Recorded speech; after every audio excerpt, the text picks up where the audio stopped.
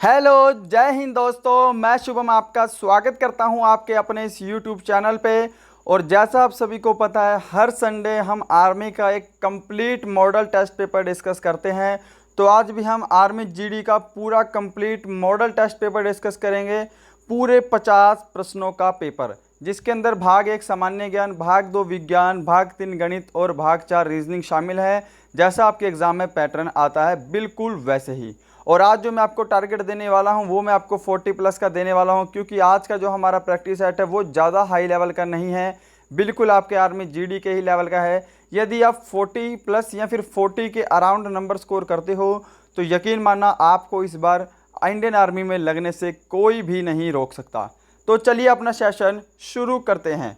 तो देखिएगा, आपको कॉपी पेन भी लेकर बैठना है, क्योंकि इसके बाद हम मैथ के सॉल्यूशन भी करेंगे। 15 जीके और 15 साइंस के प्रश्न हैं।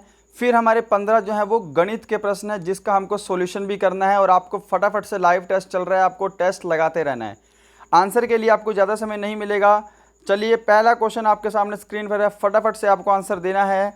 निम्नलिखित में से कौन से संसद का स्थायी एवं उच्च सदन है? तो संसद का स्थायी एवं उच्च सदन बताना है कौन सा है। तो ऑप्शन ए राज्यसभा, जिन्होंने भी दिया होगा उन सभी का आंसर बिल्कुल सही है जी। आपको आंसर के लिए ज़्यादा समय नहीं मिलेगा, क्योंकि हमें आगे मैथ भी सोल्व करना है। क्वेश्चन नंबर सेकंड, संसद की संयुक्त बैठक की अध्यक्षता कौन करता है? ऑप्शन सारे आपके सामने हैं। तो संसद की संयुक्त बैठक की अध्यक्षता लोकसभा स्पीकर करता है, यानी कि लोकसभा अध्यक्ष करता है। क्वेश्चन नंबर थर्ड मैच कीजिएगा फटाफट से। भारत में गेहूं का सर्वाधिक उत्पादन करने वाला राज्य कौन सा है? तो भारत में गेहूं का सर्वाधिक उत्पादन करने वाला राज्य उत्तर प्रदेश है। यदि आप सभी ने ऑप्शन डी उत्तर प्रदेश को लगाया है तो आप सभी ने आंसर बिल्कुल सही लगाया है। क्वेश्चन नंबर 4 फटाफट से मैच करो। फिरोज शाह कोटला क्रिकेट स्टेडियम कहां पर बना हुआ है? तो फिरोज शाह कोटला क्रिकेट स्टेडियम यह दिल्ली में बना हुआ है। ऑप्शन बी इसका बिल्कुल सही आंसर होगा। क्वेश्चन नंबर 5 है आपके सामने, ये रहा स्क्रीन पर। हमारा राष्ट्रीय गीत कौन सा है? ऑप्शन सभी आपके सामने हैं। तो देखिएगा, जो हमारा राष्ट्रीय गीत है वो है वंदे मातरम। वंदे मातरम। और जन गण मन जो है यह राष्ट्रीय गान है। राइट। चलिएगा, नेक्स्ट क्वेश्चन देखते हैं। क्वेश्चन नंबर 6 है आपके सामने स्क्रीन पर। आपको फटाफट से टेस्ट लगाते जाना है और लास्ट में मुझे आपका स्कोर चाहिए कि आपका स्कोर कितना है। क्या आप 40 या 40 के अराउंड नंबर स्कोर कर पा रहे हैं या नहीं कर पा रहे हैं। क्वेश्चन नंबर 6 है, साइमन कमीशन कब भारत आया? तो देखो, साइमन कमीशन की स्थापना 1927 में हुई थी, बट ये भारत जो है वो 1928 में आया था। तो ऑप्शन बी, जिन्होंने भी ऑप्शन बी को चूज़ किया है उन सभी का आंसर बिल्कुल सही है। क्वेश्चन नंबर 7 है, अजंता की गुफाएं किस राज्य में स्थित हैं? तो अजंता की गुफाएं किस राज्य में स्थित हैं जी? तो महाराष्ट्र में स्थित हैं अजंता की गुफाएं। क्वेश्चन नंबर 8, भाखड़ा नागल परियोजना किस नदी पर है? भाखड़ा नागल परियोजना जो है वो सतलुज नदी पर है। क्या ऑप्शन सी सभी ने सही आंसर दिया है? सतलुज नदी। प्रश्न 9 है आपके सामने स्क्रीन पर। भारत का प्रथम नागरिक कौन होता है? भारत का प्रथम नागरिक कौन होता है? तो इसका भी क्या ऑप्शन ए सभी ने आंसर दिया है? सभी के आंसर लगभग सही आ रहे हैं दोस्तों। ऑप्शन ए राष्ट्रपति बिल्कुल सही आंसर होगा। क्वेश्चन नंबर 10, भारत के पूर्वी समुद्र तट को क्या कहते हैं? भारत के पूर्वी समुद्र तट को कोरोमंडल तट कहते हैं। ऑप्शन ए बिल्कुल राइट होगा जी। क्वेश्चन नंबर 11 मैच करना है आपको। कागज का आविष्कार किस देश में हुआ? और यदि आपने अभी तक वीडियो को लाइक नहीं किया है तो सबसे पहले आपको वीडियो को ही लाइक करना है, ताकि मुझे अप्रिसिएशन मिल सके, मुझे यकीन हो सके कि आपको यह हमारा काम अच्छा लग रहा है। कागज़ का आविष्कार सबसे पहले चीन में हुआ था। तो क्या ऑप्शन डी ही सभी ने दिया है आंसर? ऑप्शन डी ही दिया है ना? ऑप्शन डी बिल्कुल सही होगा। क्वेश्चन नंबर 12, पोंगल किस राज्य का त्योहार है? पोंगल किस राज्य का त्योहार है? तो ऑप्शन फर्स्ट जो लोग तमिलनाडु आंसर दे रहे हैं उन सभी ने बिल्कुल सही आंसर दिया है। क्वेश्चन नंबर 13 है आपके सामने, वेदों की ओर लौटो का नारा किसने दिया? और आज मैंने वे ही प्रश्न ज़्यादातर लिए हैं जो कि आपके आर्मी के एग्ज़ाम में रिपीट हो सकते हैं बार बार, और रिपीट हुए भी हैं बार बार। तो वेदों की ओर लौटो का नारा दिया था दयानंद सरस्वती ने। ऑप्शन बी बिल्कुल सही होगा। क्वेश्चन नंबर 14 है आपके सामने, जय जवान जय किसान का नारा किसने दिया? बहुत ही आसान प्रश्न है और बहुत बार आपके एग्ज़ाम में आ चुका है ये वाला प्रश्न। जय जवान जय किसान का नारा लाल बहादुर शास्त्री ने दिया था। तो क्या ऑप्शन फर्स्ट सभी ने आंसर सही दिया है। चलिएगा क्वेश्चन नंबर 15 मैच करते हैं फटाफट से। अंतर्राष्ट्रीय महिला दिवस किस तिथि को मनाया जाता है? इसका आंसर दीजिए, फिर हमारा भाग 2 सामान्य विज्ञान शुरू होने वाला है। अंतर्राष्ट्रीय महिला दिवस जो है यह 8 मार्च को मनाया जाता है। तो क्या ऑप्शन ए सभी का आंसर सही है? और देखिएगा एक और ज़रूरी इन्फॉर्मेशन, आप सभी को पता है हमने आर्मी जीडी के 10 नए प्रैक्टिस सेट्स लॉन्च किए हैं। साथ में इनका आपको वीडियो सॉल्यूशन भी मिलेगा सभी मैथ के प्रश्नों का। तो जो लोग भी खरीदने के इच्छुक है, जिन लोगों को ये लगता है कि उनको और इम्प्रूवमेंट की ज़रूरत है, उनको और कुछ नए क्वेश्चन लगाने चाहिए, उनको अपना लेवल चेक करना चाहिए, तो इस प्रैक्टिस सेट को ज़रूर खरीदें। मात्र 30 रुपये में आपको ये 10 + 4 14 प्रैक्टिस सेट मिलेंगे। खरीदने के लिए आपको 7560064101 पर पेटीएम, फ़ोनपे, गूगल पे, भीम UPI से आप पेमेंट करवा सकते हैं। मात्र 30 रुपये। और इसका पेमेंट का स्क्रीनशॉट आप इसी नंबर पे व्हाट्सएप करेंगे, 2 से 5 मिनट के अंदर प्रैक्टिस सेट्स आपको मिल जाएंगे। 16 नंबर क्वेश्चन देखिएगा। और प्रैक्टिस सेट उन्हीं को खरीदना है जिनका सिर्फ आर्मी जीडी का पेपर है, ठीक है। वो सिर्फ आर्मी जीडी के प्रैक्टिस सेट हैं और जिनको लगता है कि उनको ज़रूरत है प्रैक्टिस सेट्स की तो उसको ज़रूर परचेस करेंगे। क्वेश्चन नंबर 16 है, वायुमंडल में CO2 की मात्रा होती है लगभग? तो वायुमंडल में CO2 की मात्रा लगभग कितनी होती है? तो 0.03% होती है। क्वेश्चन नंबर 17 देखिएगा, भोपाल गैस त्रासदी किस गैस के कारण हुई थी? बहुत ही आसान प्रश्न है और कई बार रिपीट हो चुका है। भोपाल गैस त्रासदी जो है, जिन्होंने भी ऑप्शन ए चूज़ किया है मिथाइल आइसोसाइनेट, उन सभी का आंसर बिल्कुल राइट है। क्वेश्चन नंबर 18, खसरे की बीमारी होती है? तो खसरे की बीमारी का कारक बताना है आपको। तो यहाँ पर जिन्होंने भी ऑप्शन ए वायरस चूज़ किया है उन सभी का आंसर बिल्कुल राइट है जी। क्वेश्चन नंबर 19, विटामिन सी का रासायनिक नाम क्या है? विटामिन सी का रासायनिक नाम ऑप्शन बी जिन्होंने दिया है प्रतिस्कर्विक अम्ल, उनका बिल्कुल सही है। और इसको हम एस्कॉर्बिक एसिड भी बोलते हैं, तो ये भी ध्यान रखना, इसका अन्य नाम एस्कॉर्बिक एसिड भी होता है। क्वेश्चन नंबर 20, मानव लाल रक्त कणिकाओं का औसत जीवन काल कितना होता है? लाल रक्त कणिकाएं समझ रहे हैं ना, RBC का पीरियड टाइम कितना होता है? तो देखिए ऑप्शन डी जिन्होंने भी दिया है 120 दिन, वो सभी का आंसर बिल्कुल सही है। क्वेश्चन नंबर 21 है, आपको फटाफट से आंसर मैच करते चले जाना है। 21 है, रेगिस्तान में पैदा होने वाले पौधे क्या कहलाते हैं? तो देखिएगा, जो पौधे रेगिस्तान में पैदा होते हैं वो कहलाते हैं ज़ीरोफाइट्स। तो क्या ऑप्शन सी आप सभी का आंसर सही है? ऑप्शन सी सभी का आंसर सही है क्या? चलो क्वेश्चन नंबर 22, निम्नलिखित में से कौन एक द्रव धातु है? यानी कि वह धातु जो द्रव अवस्था में पाई जाती है। तो आप सभी को पता है मरकरी, जिसको हम पारा भी बोलते हैं, यह एक धातु है जो कि द्रव अवस्था में पाई जाती है। तो ऑप्शन डी इसका बिल्कुल सही आंसर होगा। क्वेश्चन नंबर 23, वाहनों से निकलने वाली प्रदूषित गैस मुख्यतः है? तो वाहनों से निकलने वाली सबसे प्रदूषित गैस जो है आपके ऑप्शन के अकॉर्डिंग वो रहेगी कार्बन मोनोऑक्साइड। तो क्या ऑप्शन बी भी सभी ने आंसर सही दिया है?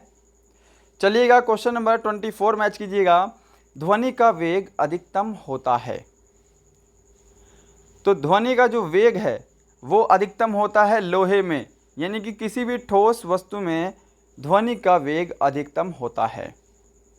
क्वेश्चन नंबर 25, मानव त्वचा का अध्ययन करने वाली विज्ञान की शाखा क्या कहलाती है? ऑप्शन आपके सामने हैं, यदि आपको समय चाहिए तो वीडियो को पॉज कर सकते हैं। तो देखिएगा, मानव त्वचा का अध्ययन करने वाली विज्ञान की शाखा डर्मेटोलॉजी कहलाती है। क्वेश्चन नंबर 26 है, वायु में ध्वनि की चाल कितनी है? और ये प्रश्न आपके एग्ज़ाम में कई बार आ चुका है, तो प्लीज़ इसका आंसर बिल्कुल सही देना। वायु में ध्वनि की चाल 332 मीटर प्रति सेकंड होती है। क्या ऑप्शन बी सभी का सही है? चलिएगा, क्वेश्चन नंबर 27 मैच करना है आपको। दूरदृष्टि निवारण के लिए किस लेंस को काम में लेते हैं? दूरदृष्टि निवारण के लिए किस लेंस को काम में लेते हैं? तो लेते हैं उत्तल लेंस को। ऑप्शन सी, जिन्होंने भी दिया है उन सभी ने बिल्कुल सही आंसर दिया है। क्वेश्चन नंबर 28, निम्न में से किसको गुब्बारे को भरने में उपयोग में लाया जाता है? तो गुब्बारे में कौन सी गैस भरी जाती है? ऑप्शन आपके सामने हैं, सभी को आंसर पता होगा। आंसर ज़्यादा समय नहीं लेते हुए आंसर बताएंगे हम। ऑप्शन डी, हीलियम, क्योंकि यह गैस सबसे हल्की होती है, इसलिए गुब्बारों वगैरह में भरी जाती है। क्वेश्चन नंबर 29, एलपीजी का मुख्य घटक क्या है? एलपीजी पता है आपको, लिक्विड पेट्रोलियम गैस। इसका मुख्य घटक, इसके अंदर ब्यूटेन और प्रोपेन होता है, और जो मुख्य घटक होगा वो यहाँ पे ब्यूटेन आपको आंसर दे रखा है। तो ऑप्शन डी आपको ऑप्शन चूज़ करना है। क्या ये सभी ने किया है? चलिएगा, क्वेश्चन नंबर 30 है हमारा यहाँ पे, प्रोटीन निर्माण का सक्रिय स्थल क्या है? तो प्रोटीन निर्माण का सक्रिय स्थल, जिन्होंने भी माइटोकॉन्ड्रिया दिया है उन्होंने आंसर गलत दिया है जी। माइटोकॉन्ड्रिया ऊर्जा का एक शक्ति ग्रह है। यहाँ पे ऑप्शन बी, राइबोसोम, बिल्कुल सही है। इसको प्रोटीन की फैक्ट्री भी बोलते हैं। तो ऑप्शन बी जिन्होंने दिया है उन सभी का आंसर सही है भाई। तो देखिएगा, यहाँ पे आपके भाग 2 कंप्लीट होते हैं और अब हम भाग 3 करेंगे, जो कि गणित के प्रश्न हैं।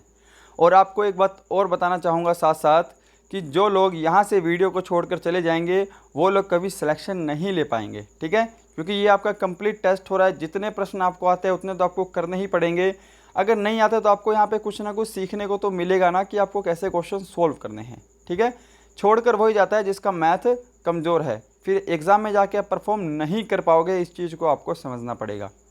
तो चलिए शुरू करते हैं। कॉपी पेन आपको लेकर बैठना है और फटाफट से आपको आंसर देना है, क्योंकि मैं समझाऊंगा तो मुझे थोड़ा समय लग सकता है। मुझे सभी स्टूडेंट्स को साथ में लेकर चलना होता है, राइट? तो पहला प्रश्न आपके सामने स्क्रीन पर है, करो भाई सोल्व। 3 वर्ष पूर्व ए तथा बी की औसत आयु 18 थी। वर्तमान में सी को मिलाकर उनका औसत उम्र 22 हो जाता है। सी की आयु क्या है? तो देखिएगा, बोल रहा है कि 3 वर्ष पूर्व ए और बी की औसत आयु 18 वर्ष थी। अब देखो भाई, ए प्लस बी, इनकी औसत आयु अगर 18 वर्ष है तो टोटल पर्सन 2 हैं। यदि मैं 18 को 2 से गुणा कर दूं तो 36 वर्ष जो है इनकी कुल आयु आ जाएगी। 36 वर्ष इनकी टोटल आयु आ जाएगी। बट ये 3 वर्ष पूर्व की आयु है, ये ध्यान रखना है आपको। और आपको वर्तमान में सी को मिलाकर आयु दे रखी है। अब ये 36 जो है वो 3 वर्ष पूर्व की आयु है, तो 3 वर्ष पूर्व आपका ए का भी जुड़ेगा और 3 वर्ष आपका बी का भी जुड़ेगा। इनको वर्तमान में डालने के लिए हम टोटल 6 वर्ष और जोड़ देंगे। तो 36 और 6 कितने होते हैं भाई? 42 होते हैं, ठीक है? तो ये ए और बी की वर्तमान आयु का योग है। ध्यान रखेंगे, उम्मीद करूँगा समझ गए होंगे। अब देखो, अब वर्तमान में ए, बी और सी, इनकी औसत आयु दे रखी है आपको 22 वर्ष, ठीक है? और पर्सन कितने हैं? टोटल 3 हैं। यदि मैं 22 को भी 3 से गुणा कर दूं तो इन तीनों की टोटल आयु आ जाएगी 66 वर्ष। तो आप समझ पा रहे हैं क्या? आपसे बोला है सी की आयु क्या होगी। अब ए और बी दोनों की वर्तमान आयु है 42 वर्ष और तीनों की वर्तमान आयु है 66 वर्ष, है ना? तो देखोगे 66 में से हम 42 को घटा देंगे तो हमारी सी की आयु आ जाएगी, जो कि कितनी होगी? यहाँ पे होगी 24 वर्ष। तो ऑप्शन ए जिन्होंने भी दिया है उन सभी का आंसर बिल्कुल सही है जी। उम्मीद करूँगा सभी ने आंसर बिल्कुल सही दिया होगा। चलिएगा क्वेश्चन नंबर 32 देखने। यदि हानि बिक्री की 1/3 है तो हानि प्रतिशत क्या होगा। तो देखो भाई, सबसे पहली बात आपको लॉस परसेंटेज निकालने का फॉर्मूला पता होना चाहिए, जो कि होता है आपका लॉस इंटू 100 अपॉन CP, यानी कि हानि गुणा 100 बटे में क्रय मूल्य। अब देखो, बिक्री कीमत की 1/3 हानि है, यानी कि जो SP है, यहाँ पे मैं CP लिख देता हूँ और यहाँ पे मैं लॉस लिख देता हूँ जो कि हानि है। अगर आपको CP 3 दे रखा है प्रश्न में और हानि 1 दे रखी है, सॉरी, SP आपको 3 दे रखा है बिक्री कीमत, हानि आपको 1 दे रखी है, तो आपका CP कितना हो जाएगा, 4 हो जाएगा। अगर क्रय मूल्य 4 है तभी 3 की बेचने पर उसको 1 का लॉस हो रहा है। क्या इतना समझ पाए हो क्या। अब यहाँ से अपना क्वेश्चन को सोल्व कर लो। लॉस हमको 1 का हुआ है, 1 गुणा 100, फॉर्मूला आपके सामने है, और CP हमारा कितना है भाई, 4 है। तो कैंसिल करो यहाँ से, इसको कैंसिल करेंगे, यहाँ पे कितना आएगा, 4 दूनी 8, 4 पंजे 20, 25% आपका करेक्ट आंसर होगा। तो ऑप्शन डी, क्या सभी ने आंसर सही दिया है। उम्मीद करूँगा आपको अच्छे से समझ में भी आया होगा। क्वेश्चन नंबर 33 मैच करना है आपको। एक आयत की लंबाई 20% बढ़ा दी जाए तथा उसकी चौड़ाई 10% घटा दी जाए तो उसके क्षेत्रफल पर क्या प्रभाव पड़ेगा। तो यदि आपके सामने ऐसा कोई प्रश्न आ जाए आयत को लेकर, तो आपको सक्सेसिव रेट का फॉर्मूला लगाना होता है।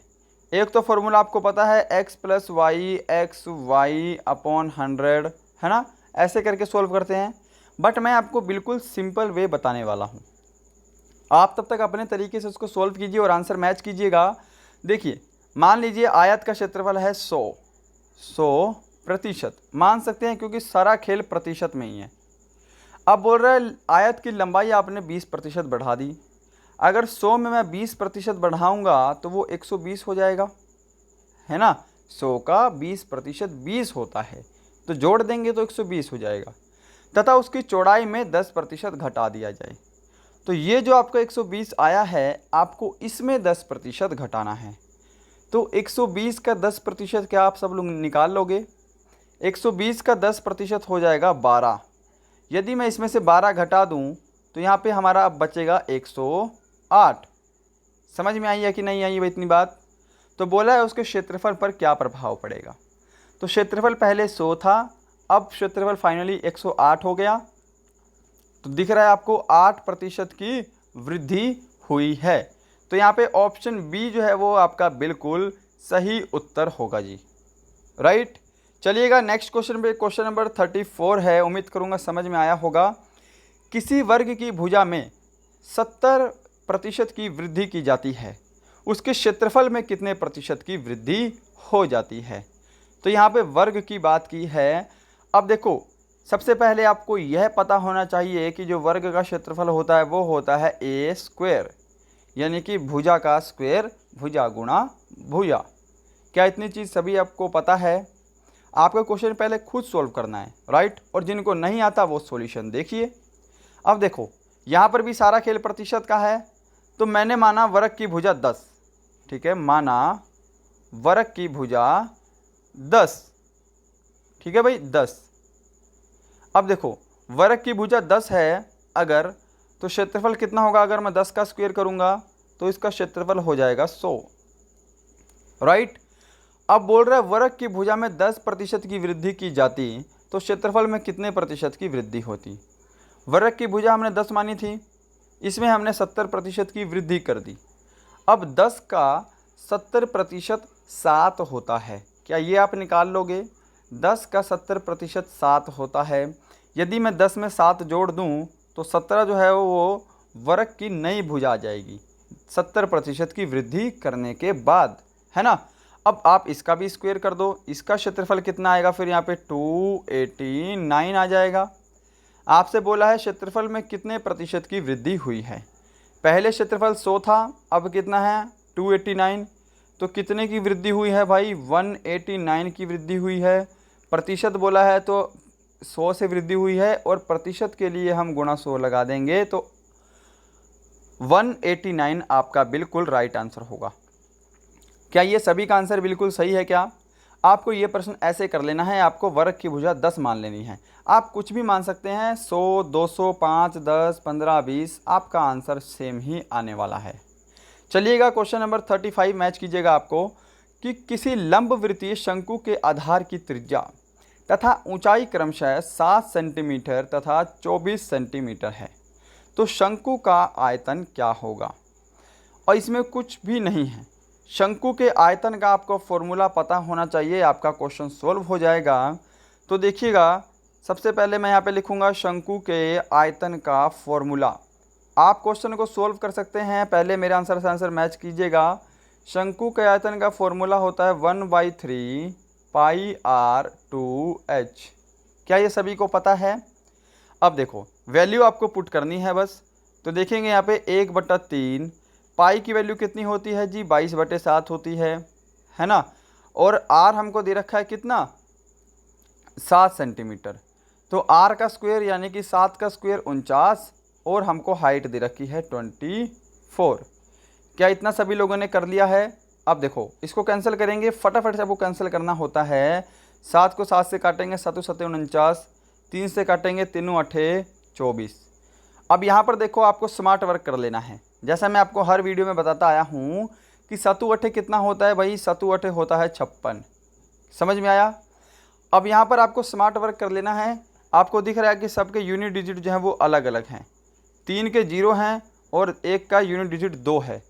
तो यहाँ पर देखो 6 दूनी कितना हो गया, 12 हो गया। 56 को अगर मैं 22 से गुणा करूँगा तो यहाँ पे 6 दूनी 12, यानी कि हमको पता है कि लास्ट में हमारा आंसर में 2 आएगा ही आएगा, है ना। तो यहाँ पे ऑप्शन सी ही ऐसा आंसर है जिसके अंतिम में 2 है।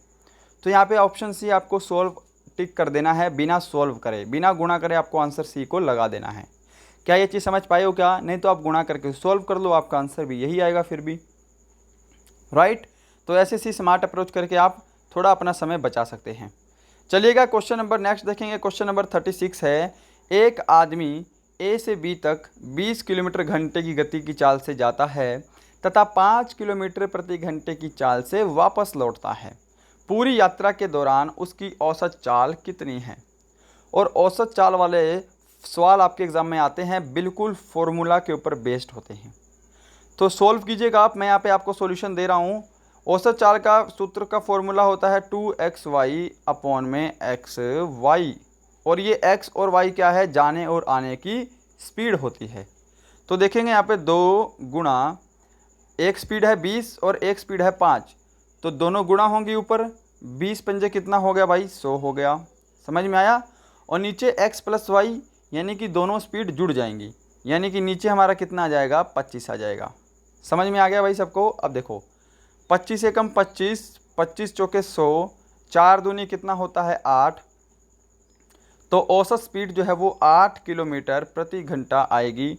यही आपका बिल्कुल सही आंसर होगा। क्वेश्चन नंबर 37 देखिएगा, उम्मीद करूंगा सबको समझ में आ गया होगा कैसे करना है ऐसा क्वेश्चन। 37, 12 व्यक्ति किसी कार्य को 4 दिन में पूरा कर सकते हैं। इसी कार्य के 8 गुना कार्य को इससे आधे समय में पूरा करने के लिए ऐसे कितने व्यक्तियों की आवश्यकता होगी। और सॉल्यूशन देने से पहले आपको बताना चाहूँगा, आप चाहें तो इस पूरी की पूरी वीडियो का यानी कि पूरे प्रैक्टिस सेट का PDF भी बिल्कुल फ्री में डाउनलोड कर सकते हैं, जिसके लिए आपको हमारे टेलीग्राम लिंक पर जाना है। डिस्क्रिप्शन में आपको टेलीग्राम का लिंक मिलेगा, वहाँ जाके टेलीग्राम ग्रुप ज्वाइन कीजिए और इसका PDF आप बिल्कुल फ्री में डाउनलोड कर सकते हैं। शाम को आपको इसका PDF मिल जाएगा, ठीक है। सिर्फ इसका PDF मिलेगा भाई, जो हमने भी 10 प्रैक्टिस सेट आपको बताए हैं वो आपको खरीदने ही पड़ेंगे, ठीक है। उसमें बहुत मेहनत लगी है, आपके लिए बनाए हैं मात्र 30 रुपये में, तो उसको जाकर भी आप ज़रूर लेना, आपको बहुत फ़ायदा होगा, बहुत कुछ उसमें आपको सीखने को मिलेगा। 37 देखो भाई, कैसे करोगे इसको सोल्व। बोल रहा है कि 12 व्यक्ति किसी कार्य को 4 दिन में पूरा करते हैं। तो देखो वर्क जो होता है वो एफिशिएंसी इनटू टाइम होता है ना। तो देखो 12 व्यक्ति दे रखा है, किसी कार्य को 4 दिन में करते हैं, 12 चौके कितना होता है भाई, 48 होता है। यानी कि काम जो है वो हमारा 48 आ गया, वर्क हमारा 48 यूनिट आ गया। अब बोल रहा है कि इस कार्य के 8 गुणे कार्य को पूरा करने में ऐसे कितने व्यक्तियों की आवश्यकता होगी।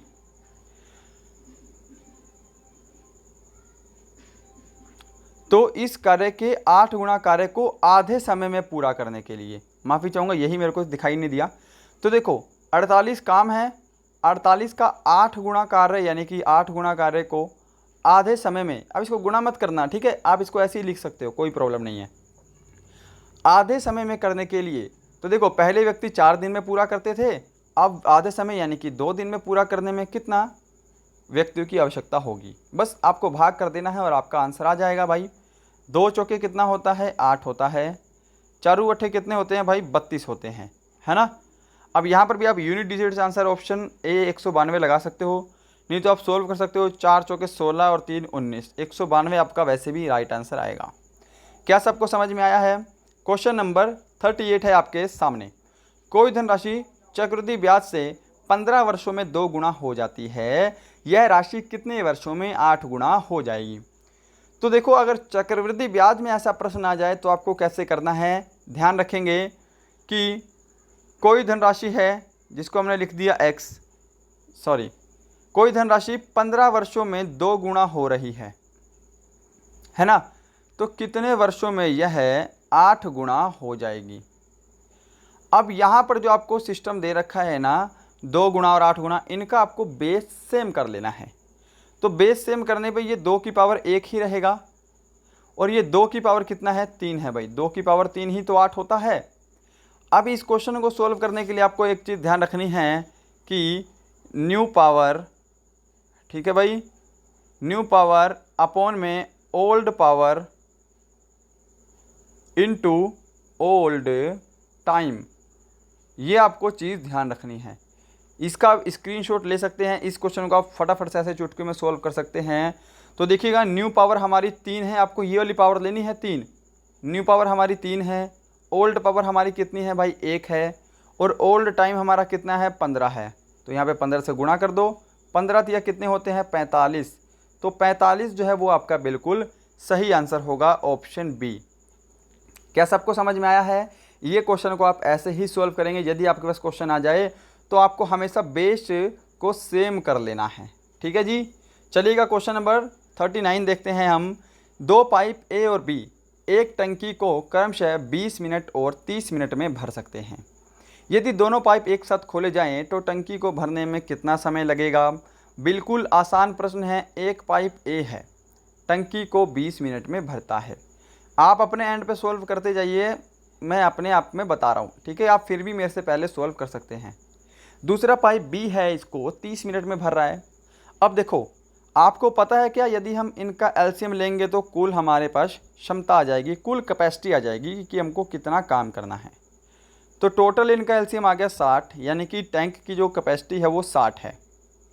अब देखो 20 तिया 60 होंगे, 30 दूनी 60 होंगे। अब ये 3 और 2 क्या है भाई, ये 3 और 2 ए और बी की कार्य करने की क्षमता है, टैंक भरने की क्षमता है। बोला है दोनों पाइप को एक साथ टैंक को भरने में कितना समय लेंगे। तो देखो भाई टोटल टैंक कितना है 60 यूनिट का है। दोनों की एफिशिएंसी कितनी हो जाएगी, 3 और 2 5 हो जाएगी, क्योंकि दोनों बोला है। तो 60 को हम 5 से भाग करेंगे तो 12 आपका बिल्कुल सही आंसर होगा, ऑप्शन बी।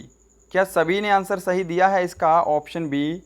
चलिएगा क्वेश्चन नंबर 40 देखते हैं। यहाँ पे उम्मीद करूँगा समझ में आ रहा होगा भाई। 40 क्वेश्चन है। एक छात्र को परीक्षा में उत्तीर्ण होने के लिए 40% अंक लेने थे, उसने 178 अंक लिए, वह 22 अंकों से अनुत्तीर्ण घोषित किया गया। कुल पूर्णांक कितने हैं। और ये हमारा मॉडल टेस्ट पेपर का भी 14वां वीडियो है ना। इन सभी वीडियोस को आप देख सकते हैं, प्लेलिस्ट में जाइएगा, वहाँ पे आप ये सारी वीडियो मिल जाएंगी। या फिर यहाँ पे आपको आई बटन दिख रहा है ना, इस आई बटन पे क्लिक करो, आपको उसकी प्लेलिस्ट मिल जाएगी। आप चाहें तो और भी टेस्ट लगा सकते हैं। 40 है। एक छात्र को परीक्षा में उत्तीर्ण होने के लिए 40% अंक मिले। तो देखो भाई पास होने के लिए कितने प्रतिशत अंक मिले हैं, 40% अंक मिले हैं। उसने 178 अंक प्राप्त किए और 22 अंकों से फेल हो गया, यानी कि अगर उसको 22 अंक और मिल जाते तो वो पास हो जाता। समझ में आई बात, वो पास हो जाता। तो 178 में अगर मैं 22 जोड़ दूं तो कितना हो जाएगा, 200 हो जाएगा। यानी कि 200 अंक लेने पर वो पास हो रहा है और यहाँ पे 40% अंक लेने पर पास हो रहा है। तो दोनों की वैल्यू बराबर हो जाएगी भाई। 0 से आपका 0 कट गया, 4 से काटेंगे, 4 पंजा 20 हो जाएगा। 1% की वैल्यू कितनी आ गई, 5 आ गई।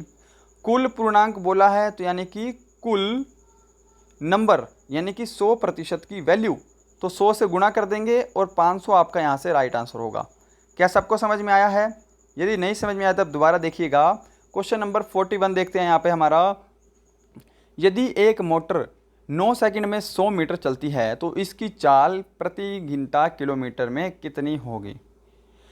अब इसके लिए आपको पता होना चाहिए कि मीटर प्रति सेकंड से किलोमीटर प्रति घंटे में बदलने के लिए हम क्या करते हैं, 18/5 से गुणा कर देते हैं। क्या है सभी को पता है? हम स्पीड को 18/5 से गुणा कर देते हैं और स्पीड का फॉर्मूला होता है भाई डिस्टेंस अपॉन टाइम।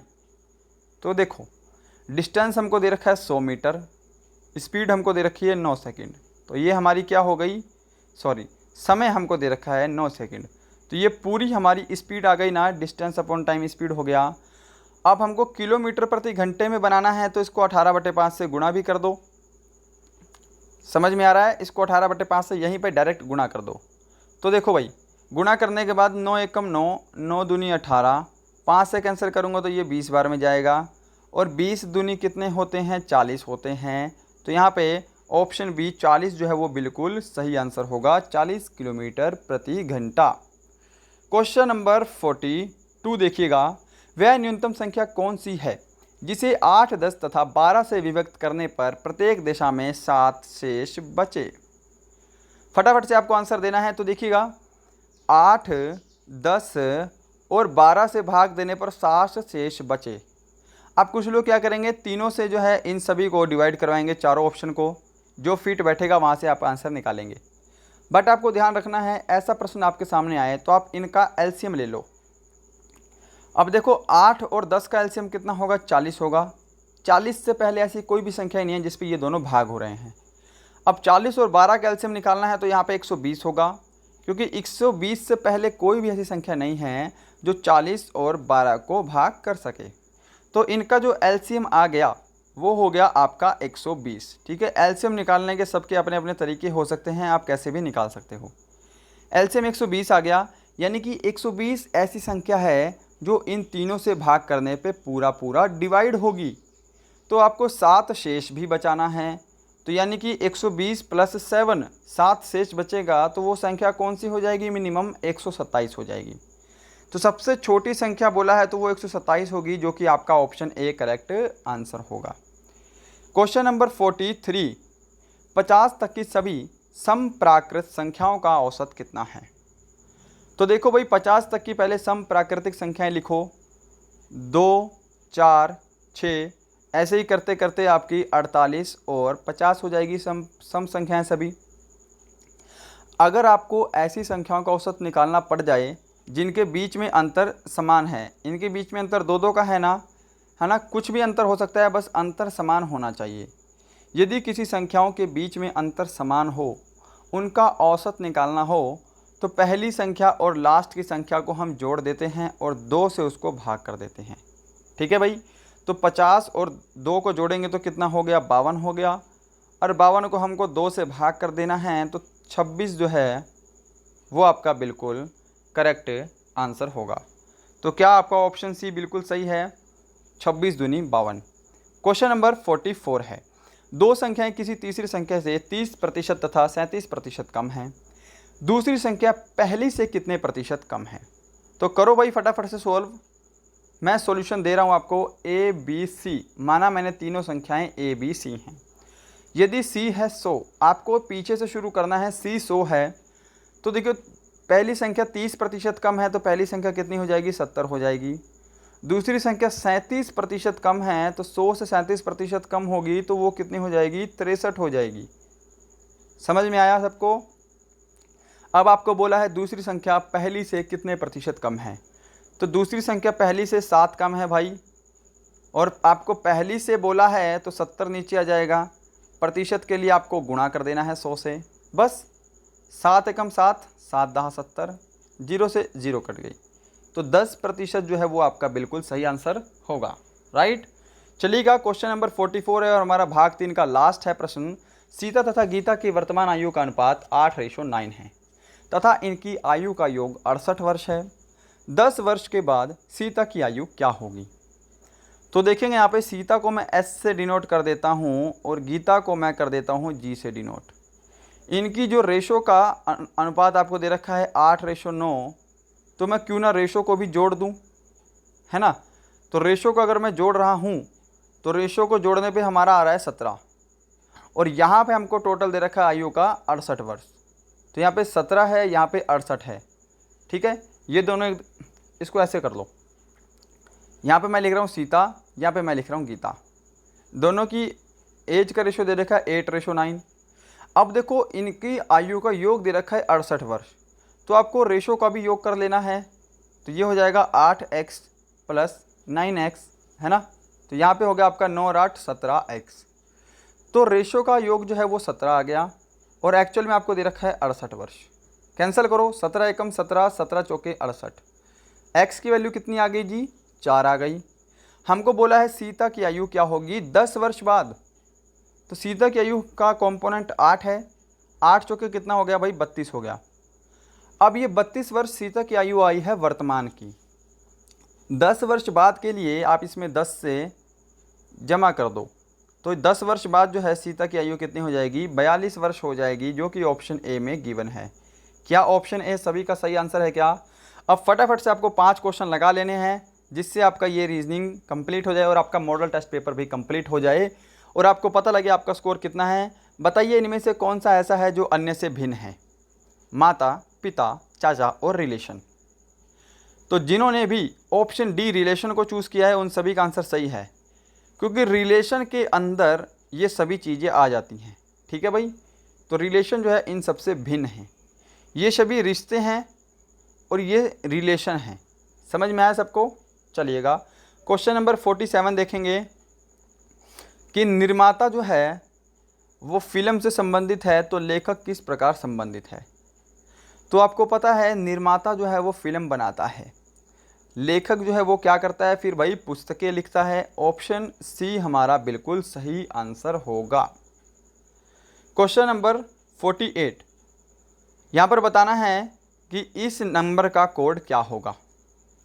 तो देखो इस जो आपको यहाँ पर ऑप्शन दे रखे हैं ना ऊपर, आपको इसी में से छांटना है, ठीक है भाई। तो यहाँ पे पहली संख्या आपको 7 दे रखी है, तो 7 का आपको बताना है कोड क्या होगा भाई। लास्ट के 3 है तो के है, 7 का कोड यहाँ पे के दे रखा है आपको, ठीक है। तो पहला और दूसरा ऑप्शन कट गया आपका। अब देखो के में जो है के के बाद ए है, के के बाद ए है। अब तीसरे ऑप्शन में एक में एन दे रखा है, एक में आर दे रखा है। तो आप सिर्फ और सिर्फ जो है ऑप्शन इसका तीसरा चेक करो, तीसरा लेटर चेक करो। यहाँ पर तीसरा लेटर हमको दे रखा है 1। अब आपको बताना है 1 का कोड क्या होगा। तो देखो 1 जो है वो तीसरे नंबर पे है और तीसरे नंबर पे आपका एन आ रहा है। तो यहाँ पे ऑप्शन ए सही होगा, KAN कंगारू, है ना। क्या सभी का आंसर बिल्कुल सही है क्या? ऐसे आपका ये क्वेश्चन सॉल्व होगा। उम्मीद करूँगा समझ में आया होगा। क्वेश्चन नंबर 49 देखिएगा यहाँ पे 23, 29, 31, 41 आगे क्या? तो आपको दिखाई दे रहा है कि ये है प्राइम नंबर्स। कौन से नंबर्स हैं? प्राइम नंबर्स हैं, जो कि अपने खुद के पहाड़े पर ही भाग होते हैं। तो 41 के बाद 42 नहीं आएगा क्योंकि ये 42 कटता है। 41 के बाद 43 आएगा, ये किसी भी संख्या से भाग नहीं होता, सिर्फ और सिर्फ अपने संख्या से भाग होगा या फिर 1 से भाग होगा।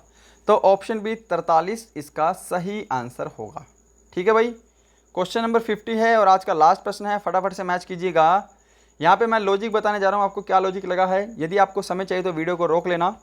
तो देखो भाई 8 का स्क्वायर कितना होता है? 64 होता है। 64 में आपको 1 जोड़ रखा है 65, ठीक है। 9 का स्क्वायर 81, 81 + 1 82। समझ में आया है। 11 का स्क्वायर होगा 121 और 121 में आपको 1 जोड़ देना है तो 122। क्या सभी ने आंसर सही दिया है क्या? 122 जो है वो आपका बिल्कुल सही आंसर होगा। तो गाइज ये थे आपके पूरे 50 प्रश्नों का पेपर। बताना आपको सॉल्यूशन कैसा लगा और ये प्रैक्टिस सेट आप ज़रूर खरीदें, आपको ज़रूर फ़ायदा होगा, ठीक है। कोई भी कीमत नहीं है, बिल्कुल सस्ते रेट में, मात्र 30 रुपये में आपको सभी प्रैक्टिस सेट मिल जाएंगे। तो गाइज यही था आज का वीडियो। उम्मीद करूंगा वीडियो आपको ज़रूर हेल्पफुल लगा होगा। मिलते हैं नेक्स्ट वीडियो में किसी अच्छे टॉपिक के साथ, तब तक के लिए जय हिंद, जय भारत।